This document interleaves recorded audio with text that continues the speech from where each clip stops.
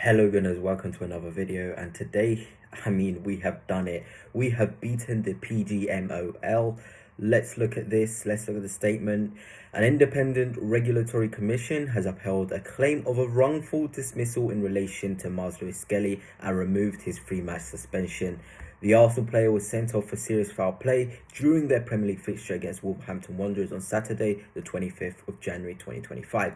So there we have it, the official statement, the one which shows that Arsenal were right to be so angered with the decision. It's been removed. Arsenal Skelly is now back and available, and justice is served. We all rallied together as Arsenal fans. Really nice to see it, and well, we got what we deserved because it was an absolutely appalling decision. I'm going to be going through that. I'm going to be going through some transfer news as well, but before I begin, I actually have a little announcement. I have membership options available if you want to support me, support the channel. There's different levels. I'll put it to the side of me, and it will just be greatly appreciated. You get videos a bit earlier than when they go out public to everyone else. You get some shout outs too, so there's some nice perks in there. But let's get straight into it. Of course, Arsenal Skelly deserved to be back with us 100%. It's a disgrace. It's a shame that it even took until tonight for that statement to come out, but who are we to complain? Miles is back and available and ready to play against City. Happily though, Calafiori is in some great form, so he wouldn't have been as big of a miss as if Calafiori was unavailable.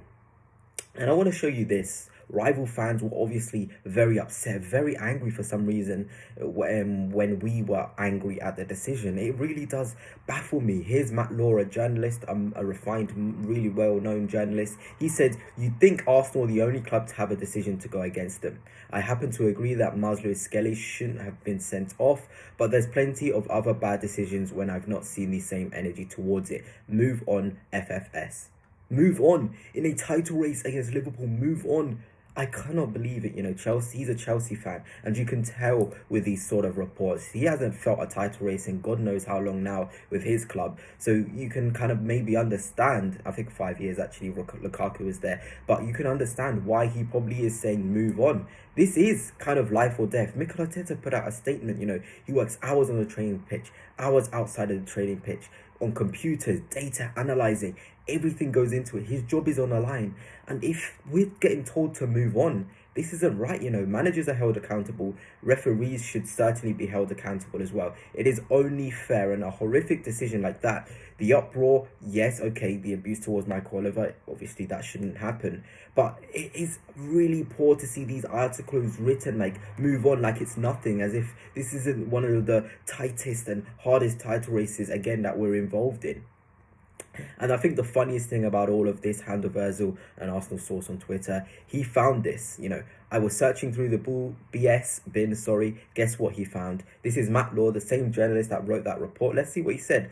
VAR has to be scrapped until they can sort it out, in my opinion. It's currently not fit for purpose, and it's ruined the season. The PL has to look at the standard of refereeing, which must be at an all-time low. This was in 2020. So look, you were complaining when it suited your narrative. So what has changed now? Is it because it's Arsenal Football Club? Does everyone hate Arsenal? Do they hate Mikel Arteta? I'm starting to think that. I feel like there's a personal thing now. It goes just past brain cells and what is right. You just hate Mikel Arteta. You hate the success of Arsenal because only 4 or 5 years ago, you were saying the same thing. The refereeing standards is so low. It is appalling. So what has changed? There was another thing, I'm sure you guys have seen it, of Jamie Redknapp, on Sky Sports. He was talking about it and saying referees are going to be less and less. Why would a young referee want to be a referee when they're seeing what's happening to Michael Oliver? That was a joke, to be honest. It was a real joke, because he doesn't really care about younger referees at all. You see, if it goes against Tottenham, Jamie Redknapp will be the same guy saying, disgrace, what is the referee doing? Now it's Arsenal, he's starting to side with the referees. Oh, we're not going to have any young referees. I mean, come on, Ian Wright said it perfectly. He was like, you do not care about the referees and the pipeline of who becomes a referee.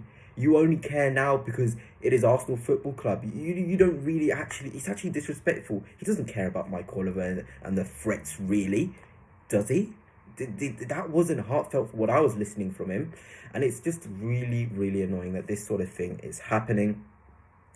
And well, let's read this. I will be the first to admit that we don't have an easy fan base, but some of these journalists in the PGMOL are going out of their way into gaslighting us and paint us as some unreasonable mob. Their actions, however, show how guilty they are. And it's true. The way this whole process has gone about, it shows how guilty the PGMOL are. It really, really does. The way they've dealt with the uproar, the way the journalists are quickly writing, making us seem like we are the problem. Yes, the abuse isn't great, it shouldn't happen at all. But how are we the villains here? How can a decision go against us and we end up being the villains? It is very, very strange how this has all been handled. And here from Tiki Taka Corner, he says, Michael Oliver, the so-called best referee, will take charge of the mighty clash between Ipswich and Southampton this weekend. Why is he not in charge of Arsenal versus Man City if he's the best? That's the biggest game of the weekend. And the reason why he said this was in response to Jamie Redknapp saying he's the best referee in the world. And Jamie even said, if I had one more game in professional football, I would want Michael Oliver to be the referee. I mean, come on now. I mean, it is a joke, the sort of things that is being said in the media to see us as the villains. Now on to the transfer part of this video. As Arsenal fans, we need to put pressure and speak out about the attacker situation, just like we've done with the FANS referees. Yes, I agree. We definitely do need to put pressure on the board. I don't know how we can do that. I'm sure they are working away, though. I'd still be quite patient. And yeah, there's been a couple of nice reports coming out regarding forwards. Brighton are willing to get rid of Evan Ferguson on a permanent deal, a player Arsenal have admired for a very long time. He's also available on loan, but we can obviously not do a Premier League loan. So it makes me think, is Evan Ferguson a centre forward you'd like to see Arsenal sign? They've already rejected a bid, Brighton, from an unknown team, sorry. So, you know, why is our hat not in the ring? He's a really good striker. He's young, he's got potential, and you don't lose the quality he had like that. So maybe that's somebody we can look at. And also, Fabrizio Romano came out with something interesting. Arsenal reportedly made a call in the recent weeks to understand the situation of John Duran. That is massive, you know. Apparently, he may be available to go for a fee around 70 to 80 million. I think that's a ridiculous fee. He's a great striker. I wouldn't personally pay it. But we're in that desperate zone now where we're going to have to spend the cash because Kai Havertz can't be the only option there. You know, we need players also in those wide areas. We're struggling. We just need more options and depth in the attacking zones. And yeah, this leads me to the last bit of news about Matthias Tell, who has decided to leave Bayern in January. This is a massive market opportunity, massive. Arsenal have to put their hat in the ring. They have to be there. They have to try and move towards this deal. I really, really do think so. Matthias Tell is a fantastic player. He can play across the front three, perfect depth. I know Chelsea are, you know, trying really hard, but Arsenal, we have to be there. For a talent like this, he's sort of known as a mini Mane. He's still young, 19, 20 years old. He can be an impactor in our team, and I really hope we're sniffing around for any of these attackers at this point because we certainly do need them. But anyway, gunners, that's it for now. Hope you have enjoyed, and until next time, peace.